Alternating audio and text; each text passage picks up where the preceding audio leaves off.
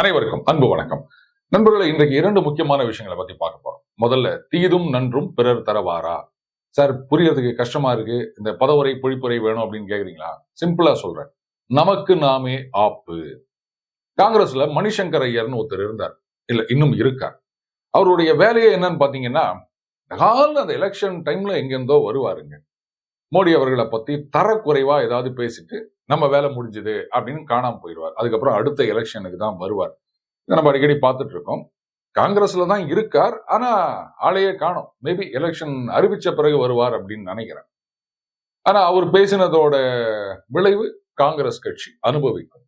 கிட்டத்தட்ட காங்கிரஸ்க்கு எப்படி மணிசங்கர் ஐயரோ அந்த மாதிரி மாறிக்கொண்டிருக்கின்றார் அண்ணன் ஆ ராசா அவர்கள். சர்ச்சைக்குரிய பேச்சு அப்படின்றது அண்ணனுக்கு ஒன்றும் புதுசு கிடையாதுங்க. வாய்க்கு வந்தபடியெல்லாம் பேசுறதுல அவரை யாரும் பீட் பண்ண முடியாதுன்னு நினைக்கிறேன். 2021 சட்டமன்ற தேர்தலில் அன்றைக்கு முதலமைச்சராக இருந்த எடப்பாடியார், அவர் தாயார், இவங்களை பத்தி எல்லாம் என்ன பேசினார் அப்படின்றதெல்லாம் நமக்கு தெரியும். இப்போ சமீபத்துல அதுல புதுசா செட்டிங் நியூ ஹை அப்படின்னு தான் சொல்லணும். அவர் என்ன பேசினார் அப்படின்றத ரிப்பீட் பண்றதுக்கு இல்ல, அந்த மாதிரி தரக்குறைவா பேசுவதற்கு நான் என்ன அரசியல்வாதியா? அதனால நான் அதெல்லாம் பேசல. அவர் என்ன பேசினார்ன்றத சமூக ஊடகங்கள்ல வெளிவந்திருக்கு, நீங்க அதை பார்த்துக்கங்க. நிறைய கருத்துக்கள் சொல்லியிருக்காரு அவரு. அதுக்கு கவுண்டர் மட்டும் கொடுக்கலாம் அப்படின்னு பாக்குறேன். என்னவோ தெரியல, பாரத் மாதா கி ஜே அப்படின்னா அவருக்கு உடம்பெல்லாம் எரியுது போல இருக்கு. அதை சொன்னா ஏத்துக்க மாட்டாரா அவரு? அவர் சொல்றாரு, இந்தியா ஒரு நாடே கிடையாது, துணை கண்டம் அப்படின்னு சொல்றாரு. துணை கண்டம்னு ஏதாவது இருக்குதா? இல்ல உலகத்துல இந்தியா மட்டும்தான் துணை கண்டமா? வேற எதுவுமே துணை கண்டம் கிடையாதா? எனக்கு தெரிஞ்சதெல்லாம் உப்பு கண்டம் தாங்க. இது என்னவோ புதுசா துணை கண்டம்னு யார் இதை ஆரம்பிச்சு வச்சதுன்னு தெரியல. நம்ம இதை ஏற்கனவே இதை பத்தி பேசியிருக்கோம். அதாவது இந்தியர்கள் ஒற்றுமையாக இருக்கக்கூடாது அப்படின்றதுக்காக இவங்க கண்டுபிடிச்ச டேம் தான் அந்த வெள்ளக்காரன், இந்த துணை கண்டம் அப்படின்றது. அண்ணன் என்ன சொல்லியிருக்காரு, என்னங்க ஒரு நாடு அப்படின்னா ஒரே மொழி ஒரே கலாச்சாரம் இருக்கணும், அப்படி இருந்தாதான் நாடு. ஆனா இந்தியா அப்படின்றது பல மொழிகள் பல கலாச்சாரங்கள் இருக்கின்றது, அதனால இது துணை கண்டம் அப்படின்னு சொல்லியிருக்காரு. சரி, அண்ணன் அமெரிக்கா நிறைய போயிருப்பார் அப்படின்னு நினைக்கிறேன். அமெரிக்கால நாமெல்லாம் நினைச்சுக்கிறோம், அட்லீஸ்ட் பெரும்பாலானவர்கள், அமெரிக்கானா இங்கிலீஷ் அப்படின்னு. அங்க இரண்டாவது பெரிதாக பேசப்படுகின்ற மொழி ஸ்பானிஷ். அங்க ஜாப்பனீஸ் பேசுறவங்க இருக்காங்க, சைனீஸ் பேசுறவங்க இருக்காங்க. பல ஏரியாக்கள் சைனீஸ் டவுன் அப்படின்னு இருக்கு. நீங்க அதுக்குள்ள போனீங்கன்னா கிட்டத்தட்ட சைனாக்குள்ள நுழைஞ்ச மாதிரி இருக்கும். அதே மாதிரி இட்டாலியன் பேசுறாங்க இருக்காங்க. சொல்ல போனா அந்த மாஃபியா அப்படின்றதெல்லாம் ஒரு காலத்துல இட்டாலி சிசிலில இருந்து இங்க செட்டில் ஆனவங்க. டான் கோர்லியோனே ஞாபகம் இருக்கும் அப்படின்னு நினைக்கிறேன். இந்த மாதிரி பல மொழி பேசுபவர்கள் அமெரிக்காவில் இருக்கின்றார்கள். இன்னைக்காவது அமெரிக்கர்கள் நாங்க ஒரு துணை கண்டோம் அப்படின்னு சொல்லிக்கிறாங்களா? சரி, கனடா எடுத்துக்கங்க. கனடான உடனே நமக்கு இங்கிலீஷ் அதுதான் ஞாபகம் வரும். அங்க கியூபெக் அப்படின்னு ஒரு ப்ராவின்ஸ் இருக்குங்க. அங்க பெருவாரியாக பிரெஞ்சு தான் பேசுகின்றார்கள். சொல்ல போனா அந்த பிரெஞ்சு பேசும் கியூபெக் மாநிலம் மட்டும் தனியா பிரிஞ்சு போயிடலாமா வானாமா அப்படின்னு ஒரு வாக்கெடுப்பு நடத்தினார்கள். இல்ல வேணாம் அப்படின்னு முடிவு பண்ணிட்டாங்க. சோ அங்கேயும் ஒரே மொழி பேசப்படுவது இல்லை. அப்ப அவங்களையும் துணை கண்டம் உப்பு கண்டம்னு சொல்லலாமா? ஏன் சொல்றது இல்ல? பெல்ஜியம் எடுத்துக்கங்க. இது ஒரு சரியான எக்ஸாம்பிள். அங்க எத்தனை மொழிகள் பேசப்படுகின்றது தெரியுமா? அது ஒரே நாடுதான். அப்ப அதுக்கு என்ன பண்ண போறீங்க? ஏன் அதையெல்லாம் யாரும் துணை கண்டம்னு சொல்றது இல்லைன்னா, வெள்ளக்காரன் கண்டுபிடிச்ச டெக்னிக் நம்மள ஒண்ணு சேர விடக்கூடாதுன்னு புதுசா துணை கண்டம் அப்படின்னு உலகத்துல எங்கேயுமே இல்லாத ஒரு விஷயத்த நம்ம தலையில திணிச்சிட்டு போட்டா அதை சில பேர் இன்னும் தூக்கி சுமந்து நிற்கிறாங்க. இதுதான் ஃபேக்ட். சரி, இப்போ நம்ம தமிழ்நாடு இது ஒரு மாநிலம். இதுல வேற பிரிவினைவாத கருத்துக்கள்லாம் வேற அண்ணன் ஆ ராசா அவர்கள் பேசியிருக்காரு. சரி, இருந்துட்டு போட்டோம். தமிழ்நாட்டுல தமிழ் மட்டும்தான் பேசப்படுகின்றதா? எனக்கு பதில் சொல்லுங்க. ஏன் தெலுங்கு பேசுறவங்க இல்லையா? ஆட்சிக்கே வந்திருக்கின்றார்கள். அதுக்கப்புறம் மலையாளம் பேசுறவங்க இல்லையா? ஆட்சிக்கும் வந்திருக்கின்றார்கள். அதுக்கப்புறம் கன்னடம், அது உருது, இந்த மாதிரி பல மொழிகள் பேசுறவங்க தமிழ்நாட்டுல கிடையாதா? சரி, நான் அண்ணன் ராசா அவர்களை ஒன்னே ஒண்ணு கேட்கிறேன். தமிழ்நாடு இதுல நீலகிரியில இருந்தா அண்ணன் அவர்கள் எம்பியா தேர்ந்தெடுக்கப்பட்டார் கடந்த பாராளுமன்ற தேர்தலில்.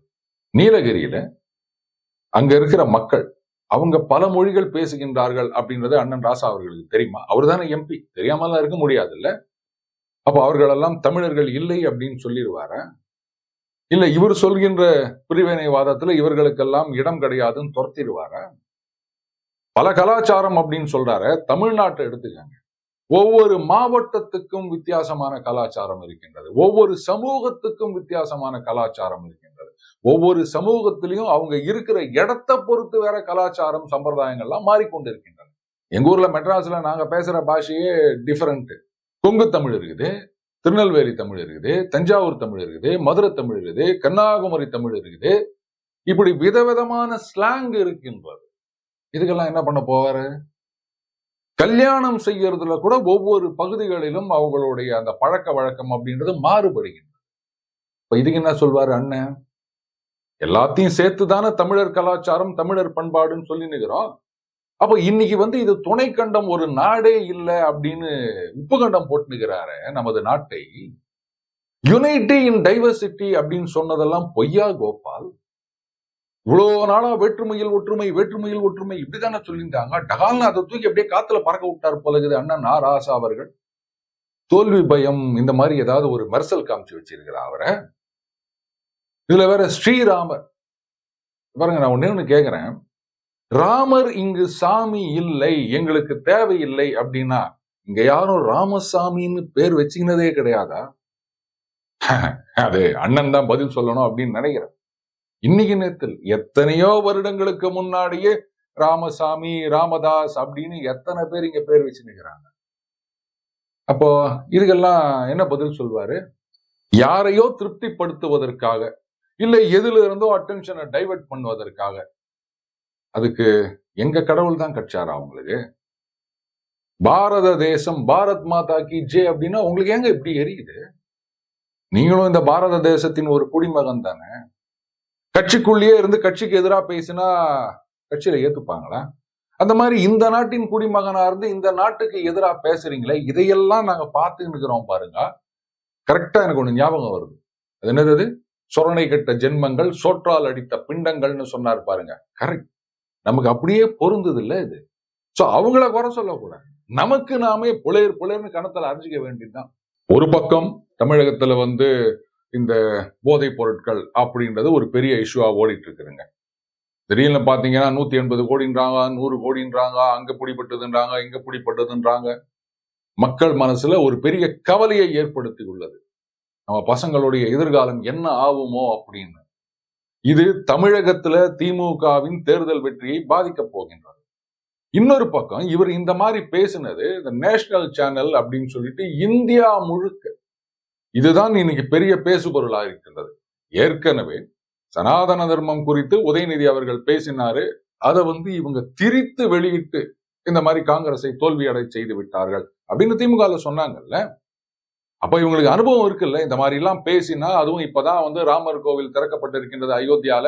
இந்த நேரத்துல இந்த மாதிரி பேசினா இத நார்த்ல எல்லாம் என்ன மாதிரியான எதிர்விளைவு ஏற்படுத்தும் அப்படின்னு யோசிக்க வேணாமா? இல்ல எனக்கு என்ன டவுட்னா, இந்த 2G வழக்குல அண்ணன் ராசா அவர்கள் ஜெயிலுக்கு போனார்ல, அது காங்கிரஸ் ஆட்சி காலத்துலதான் இல்லையா? சோ அதனால அந்த பஞ்சதந்திரத்துல ஒரு தந்திரம் சொல்லுவாங்களே, உறவாடி கெடு அப்படின்னு. கூட இருந்துக்கினே காங்கிரஸ ஒண்ணு இல்லாம பண்ணிடுறது அப்படின்னு ஏதாவது பிளான் வச்சிருக்காரோ? சனாதன தர்மம் பேசினது 3 ஸ்டேட் தான் போச்சு. நாம இன்னும் அதை விட அதிகமா பேசுவோம். பாரத் மாதா கி ஜெய் இதையே ஏத்துக்க மாட்டோம்னு சொல்லுவோம். ஸ்ரீராமரை இன்னும் அதிகமாக நாம் இழிவுபடுத்துவோம். சுத்தமா காங்கிரஸ் ஒண்ணு இல்லாம போயிட்டோம் அப்படின்னு முடிவு பண்ணிட்டாரா? இவர் இப்படி பேசினதுனால தமிழ்நாட்டிலையும் இந்த புள்ளி கூட்டணி தான் பாதிக்கப்பட போகின்றது. இந்தியா முழுக்கவும் புள்ளி கூட்டணி தான் பாதிக்கப்பட போகின்றது. ஏன்னா இப்ப இந்த பேச்செல்லாம் பெருசா பாஜக எடுத்துட்டு போகும்போது இந்த காங்கிரசுடன் கூட்டணி வைத்துள்ள கட்சிகள் அவங்க எல்லாம் இதுல பாதிக்கப்படுவாங்க. போற போக்க பார்த்தா எல்லாமே சேர்ந்து ஐயா சாமி இந்த காங்கிரஸே நம்ம கூட்டணியில வேணாம் அப்படின்னு வெள்ள தள்ளிடுவாங்க போல இருக்குது. ஆனாலும் திமுக வெள்ள தள்ள முடியாது. ஏன்னா காங்கிரஸ் உதவி இல்லைன்னா திமுகவால ஜெயிக்க முடியாது. அது எல்லாருக்கும் தெரியும், காங்கிரஸுக்கும் தெரியும். இப்போ இந்த மாதிரி சிச்சுவேஷன்ல தமிழக காங்கிரஸ் என்ன பண்ணுவாங்க? இப்ப இருக்கிற தலைவர் KS அழகிரி அவர்கள் கிடையாது, அண்ணன் செல்வ பெருந்தகை. அவர் ஏற்கனவே கூட்டணி பத்தி என்ன பேசியிருக்காரு அப்படின்றத நம்ம எல்லாருமே பார்த்தோம். என்ன சொல்வாரு? இது பாருங்க, இங்க எங்களுக்கு இத்தனை சீட்டு வேணும் அப்படின்னு டிமாண்ட் பண்ணாருன்னா திமுக முடியாதுன்னு சொல்ல முடியுமா? இப்ப காங்கிரஸுக்கு கிடைச்சிருக்க இன்னொரு அட்வான்டேஜ் என்ன அப்படின்னா, இது பாருங்க, உங்களோட கூட்டணி வைக்கிறதே பெரிய விஷயம். ஏன்னா உங்க முன்னாள் மந்திரி ராசா அவர்கள் இந்த மாதிரி எல்லாம் பேசி ஏற்கனவே வந்து உதயநிதி அவர்கள் பேசினது 3 ஸ்டேட்ல நாங்க அடி வாங்கிட்டோம். இப்ப ராசா அவர்கள் பேசினது தேசம் முழுக்க பேசு பொருளாக இருக்கின்றது. இது நிச்சயமா வந்து நார்த்ல எங்களுக்கு பெரிய அடியை கொடுக்கும். அப்போ இதையும் மீறி நான் உங்களோட கூட்டணி வைக்கணும் அப்படின்னு சொன்னா அப்ப நாங்க கேட்கிற அளவுக்கு சீட்டு கொடுங்க. பண்ணுவாங்களா மாட்டாங்களா? நிச்சயமா டிமாண்ட் பண்ணுவாங்க. கொடுத்துத்தான் ஆக வேண்டும். கொடுக்க முடியாதுன்னு சொல்ல முடியுமா? விசிக ஒன்னா அந்த பக்கம் அதிமுக பக்கம் போவதற்கு யோசிக்கலாம். என்ன அவங்க பாமகவோட பேச்சுவார்த்தை நடத்தினுறாங்க, பாமக வந்து ஓட்டிடுவாங்களோ அப்படின்னு. காங்கிரஸ் போறதுக்கு யோசிக்க வேண்டிய அவசியமே கிடையாது. அங்க பாமக இருந்தாலுமே தாராளமா காங்கிரஸ் போய் ஒட்டிக்கலாம். அண்ணன் ஜெயக்குமார் அவர்கள் வேற சொல்லியிருக்காரு, வாங்கோ வாங்கோ வாங்கோ அப்படின்ட்டாரு. இதுக்கு மேல வெளிப்படையா யாரும் வந்து அழைப்பு விடுக்க முடியாது. ஆனா ஒரு கூட்டணியில இருந்து ஒரு கட்சியை பிரிக்கணும் அப்படின்னா இந்த மாதிரி வெளிப்படையாலாம் ஸ்டேட்மெண்ட் கொடுக்க கூடாதுங்க. அதற்குன்னு பேக் சேனல் டிப்ளமசின்னு சொல்லுவாங்க. அந்த மாதிரி நடந்துக்கணும். அது என்னன்னு தெரியல. அதிமுகல அந்த மாதிரி முன்னெடுத்து செல்வதற்கு சரியான தலைவர்கள் இல்லையா அப்படின்னு. பட் எனியோ இங்க வந்து குறைச்சு கொடுக்குறேன் அப்படின்னோ இல்ல வந்து கேட்ட தொகுதிகள் கொடுக்க முடியாது அப்படின்னு சொன்னாலும் காங்கிரஸ் வந்து அதிமுக பக்கம் வருவதற்கு நிறைய வாய்ப்புகள் இன்னமும் இருக்கின்றன. அப்ப திமுக என்ன ஆவாங்க? இதுதான் நான் சொன்ன ராசா அவர்கள் பேசினது திமுகவுக்கு தமிழகத்திலும் சரி இந்தியா முழுக்கவும் சரி ஒரு பெரிய பாதிப்பை ஏற்படுத்த போகின்றது அப்படின்னு. எனக்கு இப்பதான் ஒண்ணு ஞாபகம் வருது. ராத்திரி தூங்க போகும்போது காலையில என்ன பிரச்சனையை கொண்டு வருவாங்களோ அப்படின்ற கவலையா இருக்குன்னு நம்ம முதலமைச்சர் சொன்னாரு இல்ல. இதெல்லாம் மனசுல வச்சுதான் சொன்னார் அப்படின்னு நினைக்கிறேன். அவர் அவ்வளவு சொன்ன பிறகும் இந்த மாதிரி ராசா போன்றவர்கள் எல்லாம் பேசிட்டு வராங்க அப்படின்னு சொன்னா கட்சி என்ன ஆனாலும் பரவாயில்ல நான் பேசுறத பேசுவேன், கூட்டணி என்ன ஆனாலும் பரவாயில்ல நான் பேசுறத பேசுவேன் அப்படின்னு முடிவு பண்ணிட்டாரோ அப்படின்ற சந்தேகம் தானே வருது.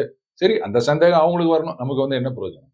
அடுத்து நாம பார்க்க போற முக்கியமான விஷயம், ஒரு நீதிமன்றமே ஹைகோர்ட்ல காவல்துறை வந்து சார்பு நிலையுடன் அதாவது பயாஸ்டாக செயல்படுகின்றது அப்படின்னு சொல்லக்கூடிய அளவுக்கு இருக்குன்னா எந்த அளவுக்கு அங்க காவல்துறை வந்து கட்சியின் கட்டுப்பாட்டில் இருக்கு அப்படின்னு நம்ம புரிஞ்சுக்கலாம் நண்பர்களே. ஷாஜகான் கிட்டத்தட்ட 50 நாட்களுக்கு மேலாக தேடப்பட்டு வந்தவர். சந்தேஷ் காலி இங்க வந்து பெண்களுக்கு எதிரான பாலியல் வன்முறைகள் ஏராளமாக நடந்தன அப்படின்னு சொல்லிட்டு அங்க இருக்கிற மக்களே பொறுத்தது போதும் அப்படின்னு பொங்கி எழுந்து போராட்டம் நடத்த ஆரம்பிச்ச பிறகுதான் இந்த விஷயம் உலகத்தின் கண்களுக்கே வந்திருக்கின்றது. ஆனா இதுல வந்து குற்றவாளியாக இந்த மக்கள் கூறும் ஷாஜகான் அவரு காணாம போயிட்டாருங்க. தேடுன்னு தேடுறாங்க, வெஸ்ட் பெங்கால் போலீஸ் கிடைக்கல. திடீர்னு பாத்தீங்கன்னா கோர்ட்ல வந்து ஒரு ஆர்டர் கொடுக்குறாங்க, சிபிஐயும் அவரை கைது செய்யலாம்னு சொன்ன உடனே கபால்னு அவரை வெஸ்ட் பெங்கால் போலீஸ் அரெஸ்ட் பண்ணிடுறாங்க. இந்த ஷாஜகான் ஷேக் இருக்கார் இல்லையா, இவர் வந்து நம்ம அந்த ரேஷன் கடைக்கு பொருட்கள் வழங்குவது இந்த ஊழலில் சம்பந்தப்பட்டிருக்கின்றார் அப்படின்னு இடி வந்து அவர் வீட்டை ரெய்டு பண்ண போறாங்க. அதாவது 5ஆம் தேதி ஜனவரி 2024 வீட்டு வாசல்ல நின்று கதவை தட்டுறாங்க. அவர் உள்ள இருந்துட்டு கதவை திறக்கல. போன் பண்ணி கூப்பிடுறாங்க.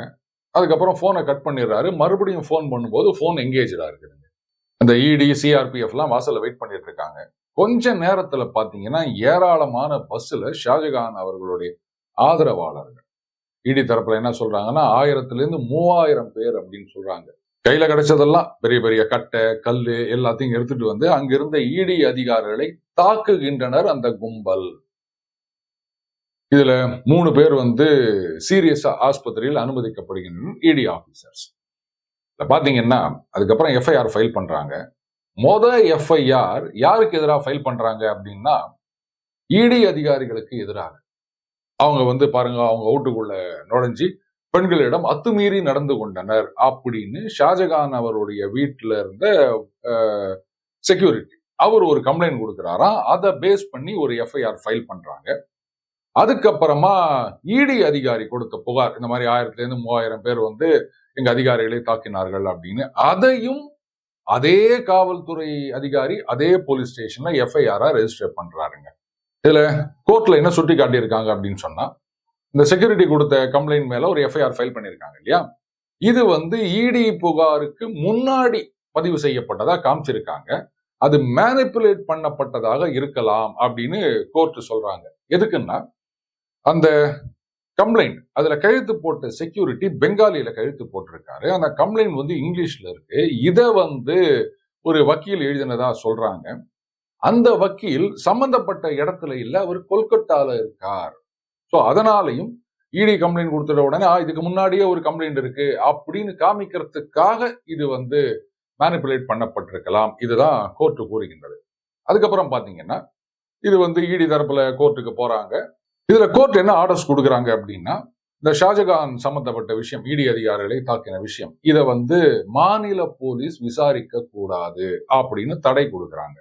இந்த தடை வந்து ஸ்டேட் போலீஸ்க்கு தெரியாது, இல்ல கவர்மெண்ட்டுக்கு தெரியாதுன்னு சொல்ல முடியாது. ஏன்னு கேட்டீங்கன்னா, ஏங்க இத்தனை நாள் ஆச்சு ஷாஜகான் அரெஸ்ட் பண்ணல அப்படின்னா, இல்லங்க அவர் அரெஸ்ட் பண்றதுக்கு ஸ்டே குத்துக்கிறாங்க இப்படின்னே சொன்னாங்க கவர்மெண்ட்ல. அதுக்கப்புறம் மறுபடியும் கோர்ட்ல கிளாரிஃபை பண்றாங்க, ஐய நாங்க அரெஸ்ட் பண்றதுக்கெல்லாம் ஸ்டே கொடுக்கல, இந்த விசாரணையை ஸ்டேட் போலீஸ் கண்டினியூ பண்ணக்கூடாது அப்படின்னு தான் ஸ்டே கொடுத்திருக்கோம் அப்படின்னு கோர்ட்ல கிளாரிஃபை பண்றாங்க. சோ கோர்ட்டுடைய உத்தரவு என்ன அப்படின்றது அரசாங்கத்துக்கும் காவல்துறைக்கும் நல்லாவே தெரியும். சிபிஐ அரெஸ்ட் பண்ணலாம் அப்படின்னு கோர்ட்ல கிளாரிஃபை பண்ண உடனே கபால்னு எங்க இருந்தோ அந்த ஷாஜகானை அரெஸ்ட் பண்ணி கொண்டு வந்துடுறாங்க. இதுல கோர்ட்ல ரொம்ப அழகா சொல்லியிருக்காங்க, 40க்கு மேல கேஸ் இருக்கு போல இருக்கு. வக்கீல பார்த்து சொல்றாங்க, வக்காலத் நாமால கையெழுத்து வாங்கியிருக்கீங்கல்ல, அப்ப அவர் எங்க இருக்காருன்னு இடம் உங்களுக்கு தெரிஞ்சிருக்குல்ல, இன்னும் 10 வருஷத்துக்கு அவர் கேஸை நீங்க நடத்திக்கிட்டே இருக்கலாம், கவலைப்படாதீங்க அப்படின்னு கோர்ட்ல சொல்லியிருக்காங்க ஷாஜகானுடைய வக்கீல பார்த்து. இதுல 4 வருஷத்துக்கு முன்னாடி ரெஜிஸ்டர் பண்ணப்பட்ட கேஸ் எல்லாம் இருக்கு அப்படின்றாங்க. அடுத்தது கோர்ட்ல என்ன சொல்றாங்க, இது வந்து ஒரு ஃப்ரீ அண்ட் ஃபேர் இன்வெஸ்டிகேஷன், இந்த விஷயத்துல ஸ்டேட் போலீஸ் பண்ண முடியாது. ஏற்கனவே அங்க பயாஸ்னு சொல்லியிருக்காங்க இல்லையா, என்ன காரணம் அப்படின்னா செக்ஷன் 307ஐயும் கோட் பண்ணி இடியில கம்ப்ளைண்ட் கொடுத்திருக்காங்க. ஆனா 307 எந்த இடத்துலையும் எஃப்ஐஆர்ல சேர்க்கவே இல்லை வெஸ்ட் பெங்கால் போலீஸ். எவ்வளவு பெரிய தாக்குதல் இது ஒரு மத்திய அரசாங்கத்து அதிகாரிகள் மீது. ஆனா இந்த செக்ஷன் எல்லாம் சேர்க்காம இப்படி ஒரு எஃப்ஐஆர் போட்டிருக்காங்க அப்படின்னும் போது அந்த ஸ்டேட் போலீஸ் எப்படி நடந்து கொள்கின்றது அப்படின்றது நல்லாவே தெரியுது. அதனால இனிமே இவங்க இதை இன்வெஸ்டிகேட் பண்ணீங்கன்னா நியாயம் கிடைக்காது அப்படின்னு இன்னும் 2-3 சுப்ரீம் கோர்ட் ஜட்மெண்ட் எல்லாம் கோட் பண்றாங்க ஹை கோர்ட்ல. இது பாத்தீங்கன்னா வெஸ்ட் பெங்கால்ல வந்து சிபிஐ ஒரு மாநிலத்தில் போயிட்டு ஒரு கேஸை விசாரிக்கணும் அப்படின்னா மாநில அரசாங்கத்தின் அனுமதி வேண்டும். இது பாத்தீங்கன்னா பல காலம் பல மாநிலங்கள்ல இந்த ஆட்டோமேட்டிக் அப்ரூவல்னு இருந்தது. ஆனா வெஸ்ட் பெங்கால் அதுக்கப்புறமா ஒவ்வொரு மாநிலமா, அதாவது காங்கிரஸ் அண்ட் எதிர்கட்சிகள் ஆளும் மாநிலங்கள்ல அதை வித்ரா பண்ணிட்டாங்க. சோ ஸ்டேட் கவர்மெண்டோட அனுமதி இல்லாமல் சிபிஐ விசாரிக்க முடியாது. ஆனாலும் சுப்ரீம் கோர்ட் தீர்ப்பு என்ன சொல்லுகிறது அப்படின்னு சொன்னா, நீதிமன்றங்கள் இதுல தலையிடலாம், கான்ஸ்டிடியூஷனல் பவர்ஸ், ஜுடிஷியல் ரிவ்யூ இது, அதனால ஃபேர் அண்ட் ஃப்ரீ இன்வெஸ்டிகேஷன் நடக்காது அப்படின்னு நினைச்சா அதுக்கு சில கைட்லைன்ஸ் எல்லாம் கொடுத்திருக்காங்க கோர்ட்ல. அதாவது ஹை அபிஷியல், சில காவல்துறை அதிகாரிகள் அவர்கள் மீது குற்றச்சாட்டு, சோ அவங்க வந்து இந்த விசாரணையை இன்ஃப்ளூயன்ஸ் பண்ணுவாங்க அப்படின்னு நினைச்சாலோ, இல்ல இதுவரைக்கும் நடந்திருக்க விசாரணை வந்து சரியா நடக்கல அப்படின்னு நினைச்சாலோ அதை சிபிஐ கிட்ட டிரான்ஸ்ஃபர் பண்ணலாம். இது வந்து பெடரல் ஸ்ட்ரக்சர், இதுக்கெல்லாம் எதிரானது கிடையாது அப்படின்னு கிளீனா தீர்ப்பு இருக்கு. அந்த தீர்ப்பை சுட்டி காட்டி நீங்க வந்து சிபிஐ கிட்ட ஹேண்ட் ஓவர் பண்ணிருங்கன்னு சொல்லிட்டு நேத்தைக்கு சாயங்காலம் 4:30 மணிக்குள் ஹேண்ட் ஓவர் பண்ணணும்னு சொல்லியிருக்காங்க. ஆனால் வெஸ்ட் பெங்கால் போலீஸோ இல்ல அரசாங்கமோ ஹேண்ட் ஓவர் பண்ணல. இமிடியேட்டா அவங்க என்ன பண்ணிருக்காங்க, சுப்ரீம் கோர்ட்டுக்கு போயிருக்காங்க. இல்ல நாங்க சிபிஐ கிட்ட ஹேண்ட் ஓவர் பண்ண மாட்டோம். ஏங்க பயப்படுறீங்க? சுப்ரீம் கோர்ட்ல போயிட்டு அர்ஜென்ட் ஹியரிங் வேணும் அப்படின்னு கேக்குறாங்க. சரிங்க, சுப்ரீம் கோர்ட்ல போனீங்க, 4:30 மணி முடிஞ்சிடுச்சு, அங்க வந்து அந்த கேஸ் எடுத்துக்கொள்ளப்படவில்லை, ஒரு ஸ்டேவும் கொடுக்கப்படவில்லை. அப்ப ஹைகோர்ட்டுடைய ஜட்மெண்ட்டை ஹானர் பண்ணணுமா வேணாமா? 4:30 மணிக்கு அப்புறமாவது அந்த ஷாஜகான சிபிஐ கிட்ட ஹேண்ட் ஓவர் பண்ணிருக்கணுமா வேணாமா? பண்ணல. கேட்டா நாங்க சுப்ரீம் கோர்ட்டுக்கு போறோம். எப்பங்க போறீங்க? நீங்க போய் ஸ்டே வாங்கிட்டு வாங்க, இல்ல சுப்ரீம் கோர்ட்ல போயிட்டு இல்ல சிபிஐ கிட்ட இருந்து திருப்பி கொண்டு வாங்க அப்படின்னு ஆர்டர் வாங்கிட்டு வாங்க. அது வரைக்கும் ஹைகோர்ட்டுடைய ஆர்டர் அதை ஒபே பண்ணலையே அப்படின்னா அதை பத்திலாம் அவங்களுக்கு கவலையே கிடையாது. இப்போ கண்டெம்ப்ட் ஆஃப் கோர்ட் ஹைகோர்ட் சொல்லியிருக்காங்க 4:30 மணிக்குள்ள ஹேண்ட் ஓவர் பண்ணணும்னு, பண்ணல. ஸ்டே ஆர்டரும் கிடைக்கல. சுப்ரீம் கோர்ட்டுக்கு போனா எடுத்துக்க முடியாதுன்னு சொல்லிட்டாங்க. இவ்வளவையும் மீறி இல்ல நாங்க கோர்ட்டுக்கு நாளைக்கு போவோம், எங்களுக்கு வந்து உத்தரவு கிடைக்கும் அப்படின்னு ஹேண்ட் ஓவர் பண்ணாம இருந்தாங்கன்னா இதுதான் clear break down of constitutional machinery. சந்தேஷ்காலியில ஷாஜகான் மீதுதான் ஏராளமான குற்றச்சாட்டுகள், இவர்தான் அந்த பாலியல் வன்முறைக்கு காரணம் அப்படின்னு. இவ்வளவு இருந்தும், இவ்வளவு 40க்கு மேல கேஸ் அவர் மேல இருக்குன்னு தெரிஞ்சும் அந்த ஒற்றை மனிதரை பாதுகாப்பதற்காக மம்தா பானர்ஜி அவர்கள் கண்டெம்ட் ஆஃப் கோர்ட் வந்தாலும் பரவாயில்ல என்ற அளவுக்கு போயிருக்காங்கன்னா, அப்ப எந்த அளவுக்கு மேற்கு வங்காளத்துல ஊழலும் அந்த காவல்துறையின் கட்டுப்பாடுகளும் இருக்கு அப்படின்னு நம்மளால புரிஞ்சுக்க முடியுது இல்லையா? மேற்கு வங்காளத்துல ஊழல் அப்படின்றது வேற யாரும் சொல்ல வேண்டாம், அவங்களே சொன்னாங்க. இதே மாதிரிதான் முன்னாடி ஒரு தடவை தேர்தலுக்கு முன்னாடி இந்த கட்மணின்னு சொல்லுவாங்க.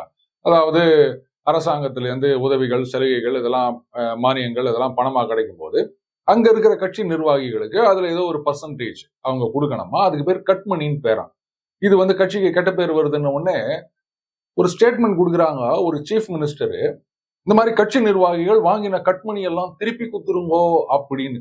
ஒரு ஊடகமாவது அவங்க கிட்ட போயிட்டு, என்னங்க இப்ப கட்சிக்காரங்க கட்மணி வாங்குறாங்கன்றது நீங்களே ஒத்துக்கிறீங்களே, இத்தனை வருஷமா இது நடந்துக்குதே, இதுக்கெல்லாம் யார் பொறுப்பு? இப்படித்தான் மக்கள் பணத்தை கட்சியினர் கொள்ளையடிப்பாங்களா? இதை பார்த்துட்டு நீங்க சும்மா இருப்பீங்களா அப்படின்னு ஒருத்தர் கூட கேட்கவே இல்லை. இவங்க தான் புள்ளி கூட்டணியில ஒரு காலத்துல பிரைம் மினிஸ்டீரியல் ஆம்பிஷன்ஸோட வந்தவங்க, இந்தியா முழுக்க பாஜகவை வீழ்த்த வேண்டும் அப்படின்னு பல மாநிலங்களுக்கு போயிட்டு பல எதிர்கட்சி தலைவர்களை சந்திச்சு பேசிட்டு வந்தாங்க. இப்ப புரியுதுங்களா மோடி அவர்களை எதிர்க்கின்றவர்களுடைய லட்சணம் எப்படி அப்படின்னு? எத்தனை பெண்கள் அங்க வன்முறைக்கு உள்ளாக்கப்பட்டிருக்கின்றனர் சந்தேஷ்காலில. இங்க இருக்கிற ஊடகங்கள் யாராவது வாய் திறந்தாங்களா? மணிப்பூர் மணிப்பூர் அப்படின்னு பேசினாங்களே இங்க இருக்கிற கவிதாயினிகள்லாம், அவங்கெல்லாம் அந்த சந்தேஷ்காலி அவங்க காதுல உழவே இல்லையா? நாங்க பெங்காலிலேயே பேசியிருக்கோம் நாம. அப்ப பெங்கால்ல நடக்கிறது நமக்கு தெரியாதா? கோர்ட் தீர்ப்பை படிச்சு பார்த்தா தெரியும் எந்த அளவுக்கு அங்க காவல்துறை கட்சியின் ஒரு அங்கமாக மாறிவிட்டது அப்படின்னு. இவங்க கையில எல்லாம் மத்தியில ஆட்சியை கொடுத்தோம் அப்படின்னு சொன்னா, excuse me, what is the procedure to change country அப்படின்னு நாமெல்லாம் கிளம்பி எங்கேயாவது போயிட்டு இருக்க வேண்டியதுதான். நல்லவர்களுக்கு இங்கு இடம் இருக்காது இந்த புள்ளி கூட்டணி ஆட்சிக்கு வந்தால். அதை ஞாபகம் வச்சுக்கணும் நண்பர்களே. மீண்டும் அடுத்த பதில் சந்திப்போம். வணக்கம்.